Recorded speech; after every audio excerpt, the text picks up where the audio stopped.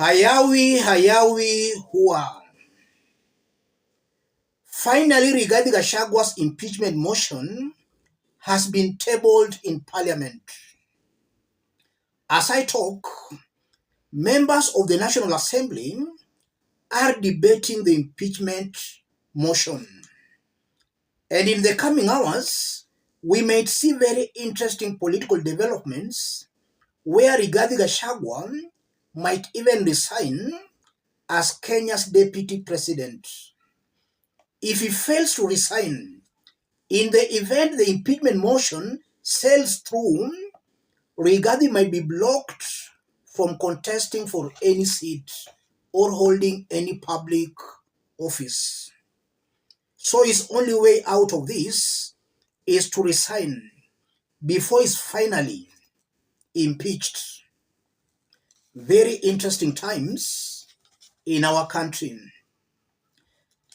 Rigathi is the person who has been talking over shareholding government, that if you never voted for us, don't expect to get services from us. That's Rigathi Gachagua. Yes, that's Rigathi Gachagua.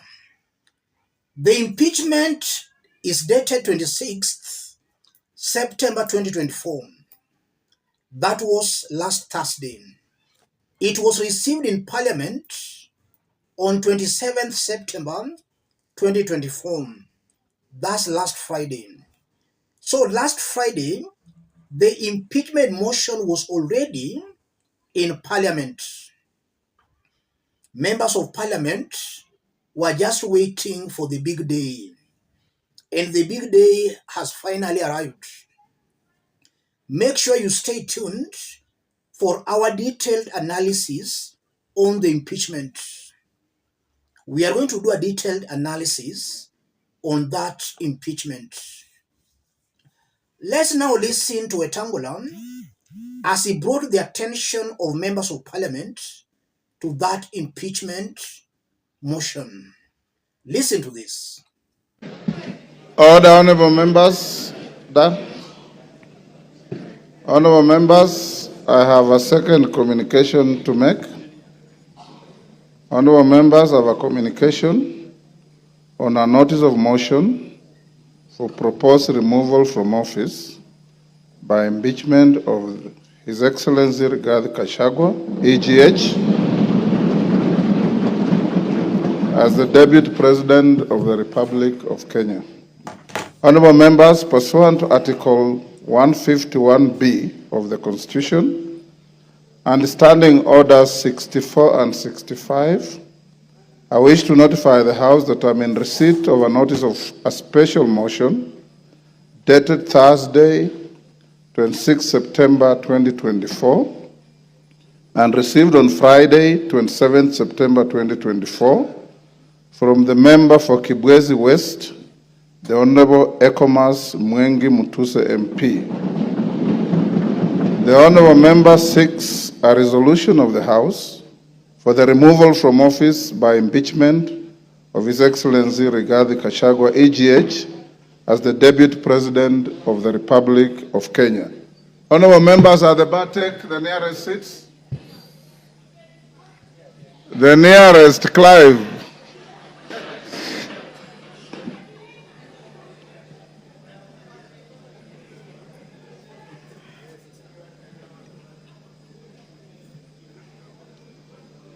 Yusuf, the nearest seat.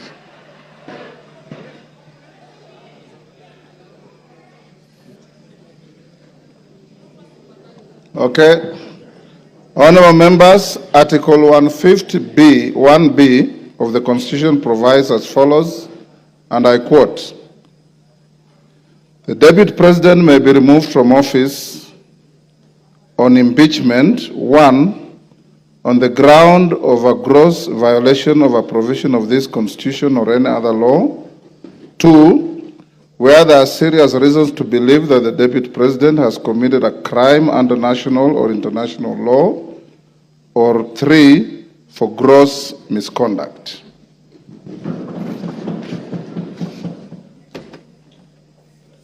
Honorable members, the notice of the special motion by the member for KWISHA West seeks a resolution of the House for the removal from office by impeachment of our Deputy President on the grounds specified under Article 151B of the Constitution and sets out the particulars in respect of each ground. Honorable members, the special motion before the House presents an unprecedented constitutional moment in our democracy. Without doubt, it summons this House to test for the first time under the 2010 Constitution the provisions of our Constitution relating to the removal from office by impeachment of the Deputy President. It will be recalled that during the term of the 6th Parliament, on 27th April 1989, the then member for Embakasi, the Honorable David Mwenje, successfully moved the House to pass a vote of no confidence in the then Vice President and Minister for Home Affairs, the Honorable Josephat Karanja. The motion received an affirmative resolution of the House. Honorable members, it's instructive to note that upon the promulgation of the new Constitution of Kenya in August 2010, the then office of the Vice President assumed a new clothing as the office of the Deputy President. This new clothing embedded in it a new manner of election, assumption of office, and removal from office of the second in command. Whereas the previous Constitution conferred upon the President the power to appoint and remove the Vice President, the Constitution of Kenya 2010 shifted the removal of the Deputy President to Parliament.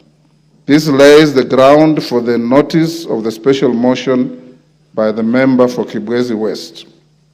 Honorable members, Standing Order 64.2 relating to removal by impeachment requires the Speaker to dispose of a special motion within 3 days of receipt of notice by a member.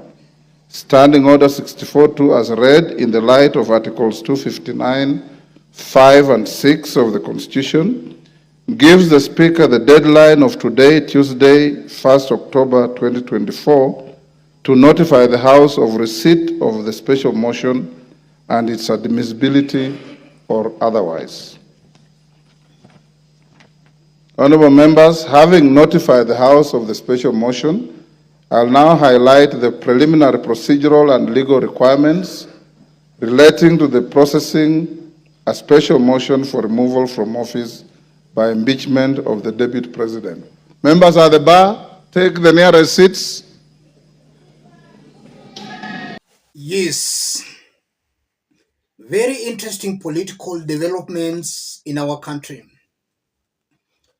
I won't be wrong to conclude Rigathi has been impeached. He's going to be impeached, so he should not waste a lot of time still expecting miracles.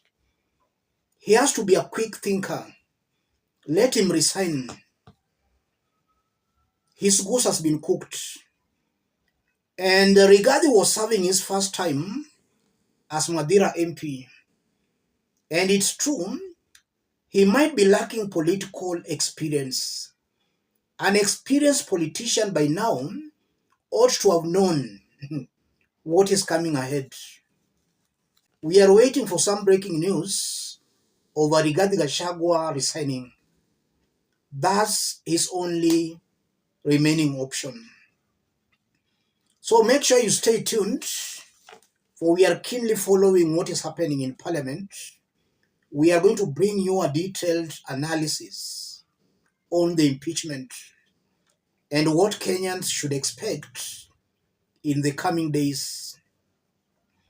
It's getting more interesting.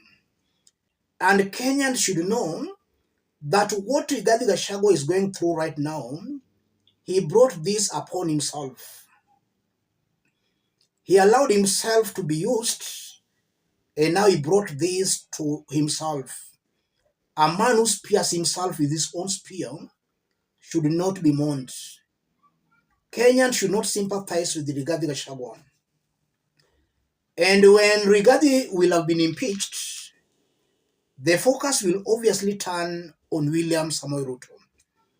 So William Ruto will only have two options: to start delivering to Kenyans, or he might also follow the same route Rigathi is following. And if members of parliament can't or will not impeach Ruto, the ground will be very hostile for him. So after Rigathi's impeachment, Ruto's only option is to perform. It will no longer be business as usual for William Samoei Ruto. He will have to perform. And I know Rigathi goes down having learned a very bitter lesson. And this lesson is not only for Rigathi, but even for the mountain. Every now and then they've been voting because of their hate for Raila Odinga. That has never helped them. They are now going to the opposition, those supporting Rigathi Gachagua. Let me stop there, ladies and gentlemen. Let's meet in our next analysis. Thank you. God bless you. God bless Kenya.